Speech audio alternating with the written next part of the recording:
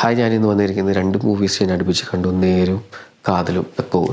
ഈ 2 മൂവീസ് കണ്ടപ്പോൾ എനിക്ക് ഫീൽ ചെയ്ത കോമൺ ഫാക്ടേഴ്സും ഓരോ മൂവീസിലും പ്രത്യേകതകളും അതിൽ കണ്ട എൻ്റെ എക്സ്പീരിയൻസാണ് ഞാനിവിടെ ഷെയർ ചെയ്യാൻ വന്നിരിക്കുന്നത്. അപ്പോൾ നമുക്ക് വീഡിയോയിലേക്ക് കിടക്കാം. ഇതിൽ നമുക്ക് കോമൺ ഫാക്ടറായിട്ട് നമുക്ക് കാണാൻ പറ്റാവുന്നത് ബിഗ് എംസ്. അതായത് ഇത്രയും വർഷമായിട്ട് കൺസിസ്റ്റൻ്റായിട്ട് പെർഫോം ചെയ്തിരിക്കുന്ന നമ്മുടെ ബിഗ് എംസ് മോഹൻലാൽ ആൻഡ് മമ്മൂട്ടി. ഒരു സൈഡിൽ മോഹൻലാലിൻ്റെ എക്സ്പ്രസീവ് കണ്ണും ആ ഫീൽ തരുന്ന രീതിയിലുള്ള ഡയലോഗ് ഡെലിവറിയും കാര്യങ്ങളൊക്കെ സൂപ്പറായിട്ടുണ്ട്. ഇപ്പുറത്താണെങ്കിൽ മമ്മൂട്ടിയുടെ ഒരു പറയില്ല, ഓരോ ആക്ടറിൻ്റെ ഒരു ഏരിയ ഉണ്ട് പെർഫെക്റ്റ് അത് ആർക്കും ആ ലെവലിലേക്ക് എത്താൻ പറ്റില്ല. ഇമോഷണൽ സൈഡിൽ മമ്മൂട്ടിയുടെ ലെവലിലേക്ക് എത്താൻ ആർക്കും അങ്ങനെ പറ്റിയിട്ടില്ല. അത് കറക്റ്റ് മമ്മൂട്ടിക്ക് തകർക്കാൻ പറ്റും. ആ റോളാണ് മമ്മൂട്ടിക്ക് കൊടുത്തത്. മമ്മൂട്ടി അത് തകർത്തിരിക്കുന്നു. ഇപ്പുറത്ത് മോഹൻലാലിനും ഇമോഷണൽ സൈഡ് ഡയലോഗ് ഡെലിവറി, കോടതിയിലുള്ള ആ തിരിച്ചു മറുപടി പറയുന്ന ടൈമിങ്, അതൊക്കെ സൂപ്പറാക്കിയിട്ടുണ്ട്. പക്ഷേ എനിക്ക് മോഹൻലാലിൻ്റെ ഡയലോഗ് ഡെലിവറി പഴയ മൂവീസിലോ ഡയലോഗ് സൗണ്ട് അല്ലെങ്കിൽ ഫീൽ ഡെലിവറിക്കല്ല പ്രോബ്ലം. സൗണ്ട് എന്തോ നാവിൽ കുരു വന്ന പോലത്തെ ഒരു ഗ്യാപ്പ് ഫീൽ ചെയ്തിരുന്നു സൗണ്ടിൽ. അപ്പോൾ സൗണ്ട് മാറിപ്പോയ പോലെയൊക്കെ തോന്നി. പക്ഷേ ആ ടൈമിങ്ങും ഡയലോഗ് ഡെലിവറിയും കയ്യടിച്ചു പോയി ശരിക്കും പറഞ്ഞാൽ. ആ സീനിലൊക്കെ സിദ്ദിഖിന് ഒരു മറുപടി കൊടുക്കുന്ന സീൻസ് ഉണ്ട്, സൂപ്പറാണ്. അപ്പോൾ ഇതാണ് രണ്ടിലും ഏറ്റവും വലിയ കോമൺ ഫാക്ടർ, ബിഗ് ഗെയിംസ്. പിന്നെ എനിക്ക് കോമൺ ഫാക്ടർ ആക്ടേഴ്സ് തന്നെയാണ് ശരിക്കും പറഞ്ഞു കഴിഞ്ഞാൽ. ഇതിൽ മെയിൻ ക്യാരക്ടേഴ്സ്, ഇപ്പം നേരിലുണ്ടായ മെയിൻ ക്യാരക്ടേഴ്സ് അൻഷർ രാജനും സിദ്ദിഖും, അവർ പെർഫോം ചെയ്യുന്ന ആ പെർഫോമൻസ് അത്രയ്ക്ക് ലെവലിൽ എത്തിയില്ലെങ്കിൽ ആ മൂവി ഒന്നുമില്ല. ഇപ്പുറത്തെ സൈഡിലായാലും കാതലിലായാലും ജ്യോതിക അച്ഛനായിട്ട് അഭിനയിച്ചവരും പിന്നെ മെയിൻ ക്യാരക്ടേഴ്സ് ആ ലെവലിലെത്തി പെർഫോം ചെയ്തിട്ടില്ലെങ്കിൽ ആ മൂവിയും ഒന്നുമില്ല. തങ്കൻ്റെ ക്യാരക്ടറൊക്കെ ചെയ്ത ആളും അതും നല്ല രസമായിട്ട് തന്നെയാണ് ചെയ്തിരിക്കുന്നത്. ഈ 2 മൂവിയിൽ എനിക്ക് പറഞ്ഞു കഴിഞ്ഞാൽ എക്സ്ട്രാordinary ക്ലീഷേ എന്ന് പറയാൻ കാരണം എന്ന് പറഞ്ഞു കഴിഞ്ഞാൽ ഈ ആക്ടേഴ്സിനെ എടുത്ത് മാറ്റാമെന്ന് വിചാരിക്കും. 2 സൈഡിലും നേരിലായാലും ഈ 3 ആക്ടേഴ്സ് ഒരു ആവറേജ് ആക്ടേഴ്സ് അഭിനയിച്ചിരിക്കുന്നതെന്ന് വിചാരിക്കുക.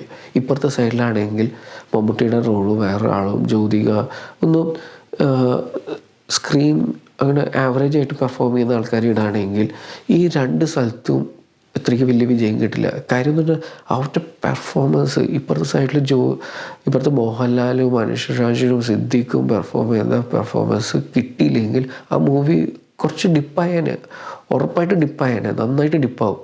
അങ്ങനെ സ്റ്റോറി ഒരു ആവറേജ് സ്റ്റോറി ആയിട്ട് എനിക്ക് ഫീൽ ചെയ്തത്. ഇപ്പുറത്തെ സൈഡിലായാലും കാതലിൻ്റെ ആയാലും സ്റ്റോറി ഒരു ആവറേജ്, നമ്മൾ സ്ഥിരം കാണുന്ന കുറേ ഫാക്ടേഴ്സ് തന്നെയാണ് കാതലിൽ കാണിച്ചേക്കുന്നത്. കുറേ മൂവീസിൽ റീസെൻ്റ്ലി ഇറങ്ങിയ കുറേ മൂവീസിൽ കാണിച്ചേക്കുന്ന ഫാക്ടേഴ്സ്, ക്ലീഷേ ഫാക്ടേഴ്സ് തന്നെയാണ് അതിലും കാണിച്ചേക്കുന്നത്. പക്ഷേ പെർഫോമൻസ് സൈഡിൽ ആക്ടേഴ്സ് അത്രയ്ക്ക് ഗംഭീരമായിട്ട് പെർഫോം ചെയ്യുന്നതുകൊണ്ടാണ് ആ മൂവി ആ ലെവലിലേക്ക് എത്തിയത്. പിന്നെ ഡയറക്ഷൻ്റെ സൈഡിലായാലും ഇപ്പുറത്തെ സൈഡിൽ ധേരിൻ്റെ ഡയറക്ടർ നമ്മുടെ ജീത്തു ജോസഫിൻ്റെ ഒരു സ്റ്റൈൽ ഓഫ് ത്രില്ലർ എടുക്കുന്ന രീതി ഒരു ഡിഫറെൻ്റാണ്. അതിൽ ആ ഫാക്ടർ ഇതിൽ വന്നപ്പോഴാണ് ആ മൂവിക്ക് വേറെ ലെവലിലേക്ക് എത്തിയത്. സാധാരണ രീതിയിൽ എടുത്തിരുന്നെങ്കിൽ ആ മൂവി ശരിക്കും പൊളിഞ്ഞു പോയേനെ. ഇതൊക്കെ തന്നെ കാണിച്ചാലും പൊളിഞ്ഞു പോയേനെ. കാര്യം ജീത്തു ജോസഫിന് ഒരു സ്റ്റോറി ടെല്ലിങ് രീതി ഒരു ഡിഫറെൻ്റ് തന്നെയാണ്. സത്യം പറഞ്ഞു കഴിഞ്ഞാൽ ഒരു ത്രില്ലർ കാണിക്കുന്ന രീതി ഒരു ഡിഫറെൻ്റാണ്. നമ്മൾ എൻഗേജ് ചെയ്ത് നിർത്താൻ അറിയാം ആൾക്ക്, ഏതൊക്കെ ഫാക്ടറാണ് ആൾക്കാർക്ക് പെട്ടെന്ന് ക്യാച്ച് ചെയ്യുക. അതിൽ കുറേ ലൂപ്പ് ഹോൾസ് ഉണ്ട് ആ സ്റ്റോറീസിൽ. അതൊക്കെ കാണിക്കാതെ നേരെ പിന്നീടാണ് അതൊക്കെ ഫാക്ടേഴ്സ് മുന്നോട്ട് വയ്ക്കുന്നത്. ഈ സ്കൾപ്ചർ വെച്ചിട്ട് മുന്നോട്ട് പോയിക്കൊണ്ടിരുന്നത് എന്തുകൊണ്ടാണെന്ന് എനിക്ക് മനസ്സിലായില്ല. അവർ ഏറ്റവും അവസാനം കാണിച്ച സീൻ തുടക്കം ചെയ്തിരുന്നെങ്കിൽ ഇതൊന്നും വലിയൊരു ഫാക്ടറായിട്ട് മാറ്റിയിട്ട് പിന്നീട് അവർക്ക് വാദിക്കായിരുന്നു. ഇപ്പുറത്തെ സൈഡിലാണ് കാതലിൽ സ്റ്റോറിയിൽ സ്ഥിരം കാണിക്കുന്ന ക്ലീഷയായ ക്രിസ്ത്യാനി കുടുംബവും ബോൾഡായ പെൺകുട്ടിയും വെള്ളടിക്കുന്ന ഫാമിലി. ഈ ക്രിസ്ത്യാനി കുടുംബം ഫുള്ള് വെള്ളടിക്കുന്ന ആൾക്കാരാണെന്ന് എപ്പോഴും പറഞ്ഞുകൊണ്ട് നടക്കുന്നത് എന്തിനാണെന്ന് എനിക്ക് മനസ്സിലായിട്ടില്ല. ഈ ക്രിസ്ത്യാനികൾ എൻ്റെ വീട്ടിലൊന്നും വെള്ളടിക്കില്ല, അങ്ങനെ കാണിക്കേണ്ട ആവശ്യമില്ല. എപ്പോഴും അങ്ങനെയാണ് എന്ന രീതിയിൽ പിന്നെ രാഷ്ട്രീയ ഫാക്ടേഴ്സൊക്കെ കാണിക്കുന്നതൊക്കെ സ്ഥിരം ക്ലീഷേ സാധനങ്ങളൊക്കെ തന്നെയാണ് അവിടെയും കാണിച്ചത്. ഇപ്പോൾ ജീത്തു ജോസഫിൻ്റെ പ്ലസ് പോയിൻറ്റ്സ് എന്ന് പറഞ്ഞു കഴിഞ്ഞാൽ ആ മെയിൻ ക്യാരക്ടേഴ്സും നല്ല പെർഫെക്റ്റ് ആക്ടേഴ്സിനെ എടുക്കും. പിന്നെ സൈഡ് റോള് ഒക്കെ ആരെങ്കിലും ആയാലും കുഴപ്പമില്ല. അത്രയ്ക്ക് ആക്ടേഴ്സിനൊന്നും അവർ പ്രിഫറൻസ് കൊടുക്കാറില്ല. ആളുകൾ നല്ല ബെസ്റ്റ് ആക്ടേഴ്സിന് തന്നെ വേണമെന്ന് പ്രിഫർ ചെയ്യാറില്ല. പക്ഷെ അത് മേക്കിംഗ് ചെയ്ത് എഡിറ്റ് ചെയ്ത് നല്ല എൻഗേജിങ് ആക്കി വയ്ക്കും. എഡിറ്ററൊക്കെ പക്കയായിരിക്കും. ഇപ്പോഴത്തെ ജിയോ ബേബിയുടെ ഡയറക്ഷൻ രീതി എന്ന് പറഞ്ഞു കഴിഞ്ഞാൽ ഫ്രെയിംസിനൊക്കെ ഇമ്പോർട്ടൻസ് കൊടുക്കും. ഫ്രെയിംസ് സ്റ്റോറി ടെല്ല് ചെയ്യും.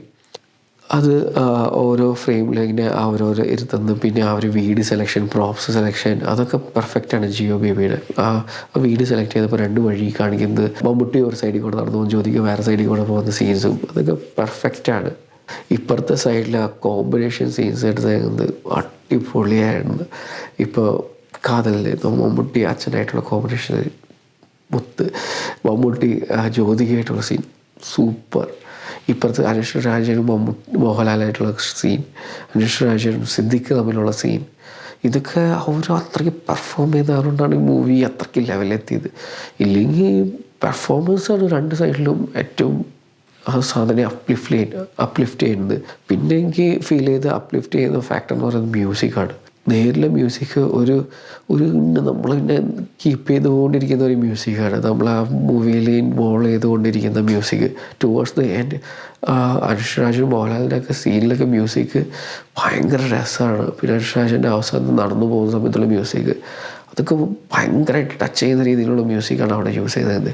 ഇപ്പുറത്തെ സൈഡിലാണെങ്കിൽ മ്യൂസിക് പ്ലേ ചെയ്യണമെന്ന് അറിയില്ല, നമ്മൾ അതേപോലെ നമ്മൾ മൂവിയിൽ ഇൻവോൾവ് ആയി പോകുന്ന രീതിയിലുള്ള മ്യൂസിക്കാണ് അവിടെ കൊടുത്തേക്കുന്നത്. ഇപ്പോൾ ജ്യോതിക മമ്മൂട്ടിയുടെ സീൻ സമയത്ത് ഒരു മ്യൂസിക് ഉണ്ട്, നമ്മൾ ആ സീനിന് ഡിസ്റ്റർബ് ചെയ്യാത്ത രീതിയിൽ നമ്മളെ ഇങ്ങനെ ശരിക്കും കണ്ണുനീര് വരുത്തിക്കുന്ന രീതിയിൽ, കണ്ണിലൊക്കെ വെള്ളം വരും, അതേപോലത്തെ ആക്ടിങ്ങിന് ആ മ്യൂസിക് ഹെൽപ്പ് ചെയ്യുന്നുണ്ട് ശരിക്കും. അതുകൊണ്ട് മ്യൂസിക് ഭയങ്കര ഇമ്പോർട്ടൻസ് എനിക്ക് ഫീൽ ചെയ്തു. നേരിൽ ക്ലീഷേ സീൻസ് എന്ന് പറയാൻ കാരണം, ഞാൻ ഒരു അഭിഭാഷണ കേസ് ഡയറിയിൽ കണ്ട പോലെ തന്നെ കുറേ ഫാക്ടേഴ്സ് ടാമ്പർ ചെയ്തു, അത് സോൾവ് ചെയ്യുന്നു വക്കീൽ, അങ്ങനത്തെ ഒക്കെ കുറേ സീൻസ് നമ്മളെവിടെയൊക്കെ കണ്ടു പറഞ്ഞ പോലത്തെ കുറേ സീൻസ് എനിക്ക് നേരിൽ കണ്ടു.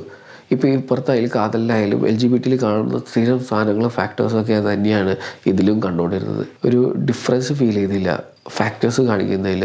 സെയിം സാധനം തന്നെ രണ്ടുപേരും യൂസ് ചെയ്ത ആ ഡയറക്ടറിൻ്റെ ആ ടെംപ്ലേറ്റിലേക്ക് വന്നപ്പോൾ ഗംഭീരമായി എന്താണ് നേരും കാതലും. എന്തായാലും എനിക്ക് ഈ 2 മൂവീസ് നന്നായിട്ട് ഇഷ്ടമായി. അടിപൊളി മൂവീസാണ്, അടിപൊളിയായിട്ട് അഭിപ്രായം കിട്ടിയ 2 മൂവീസാണ് ഈ നേരും കാതലും. നിങ്ങൾ ഈ ഫാക്ടേഴ്സ് യോജിക്കണോ യോജിക്കണില്ലേ എന്നുള്ള കമൻറ്റ് ബോക്സിൽ നിങ്ങൾ ടൈപ്പ് ചെയ്യുക. നിങ്ങൾക്ക് ഈ വീഡിയോ ഇഷ്ടമാണെങ്കിൽ ലൈക്ക് ചെയ്യുക, ഷെയർ ചെയ്യുക, സബ്സ്ക്രൈബ് ചെയ്യുക. ഇനി അടുത്ത വീഡിയോയിൽ കാണാം. ബൈ.